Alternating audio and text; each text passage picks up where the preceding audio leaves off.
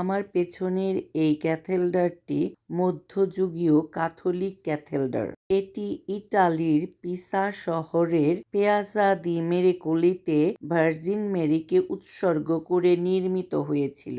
এই প্লাজা বা কমপ্লেক্সের মধ্যে তিনটি কাঠামোর মধ্যে ব্যাপটিস্ট্রি হচ্ছে সবচেয়ে পুরনো।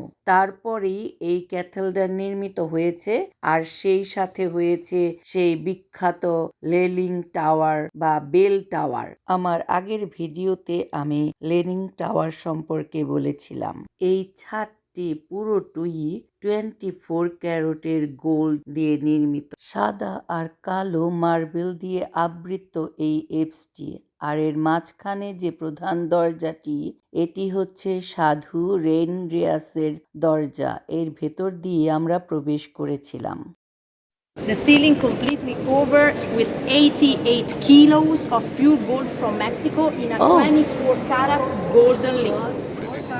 24 carat gold. Have you been to Firenze? Okay, does anybody that can tell me what is that symbol in the middle of the ceiling? A famous and very important family. Bravo.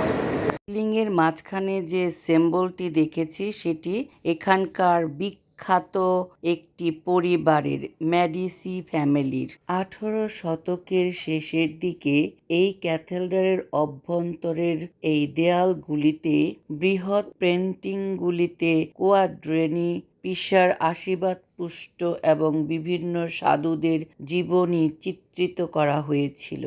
এটি হচ্ছে main আলতার। কেন্দ্রের এই মাঝখানে ঝোলানো বাতিটিকে গ্যালিলিওর বাতি বলা হয়। মূল বেদির পেছনের গ্যালারিগুলিতে 27টি চিত্রকর্ম আছে, যা পুরাতন নিয়মের গল্পগুলিকে আর যীশুখ্রিস্টের গল্পগুলিকে চিত্রিত করা হয়েছে।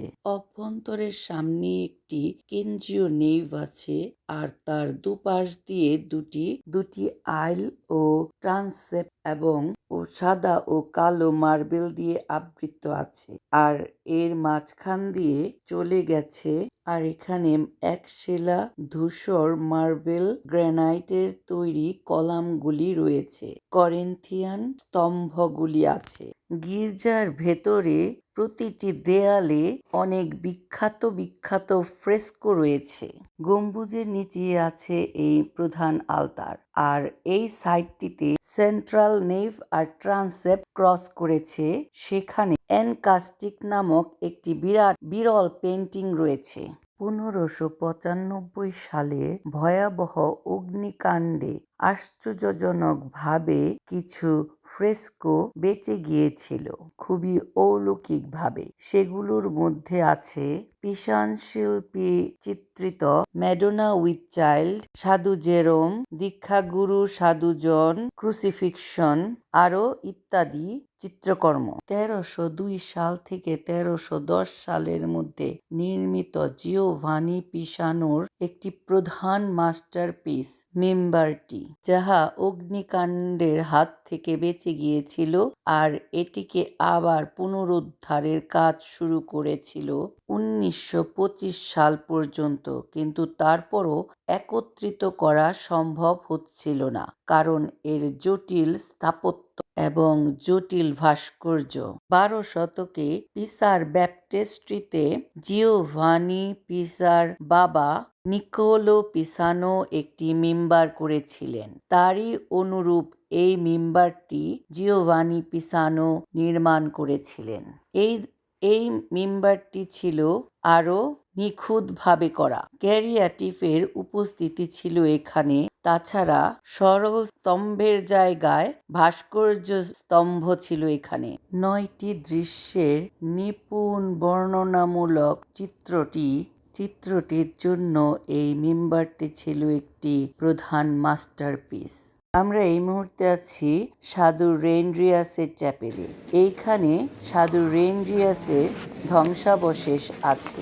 এই যে আমরা সামনে যে দেখতে পাচ্ছি স্ফটিক একটি বক্সের মধ্যেই আছে তার মৃতদেহ, সাধু রেনরিয়াস, যিনি এই পিসার পৃষ্ঠপোষক। তার মৃতদেহ এখানে রাখা আছে এবং এখানে আরও আছে রোমান সম্রাট হেনরি সপ্তমের সমাধি এই স্থানটিতেই আছে।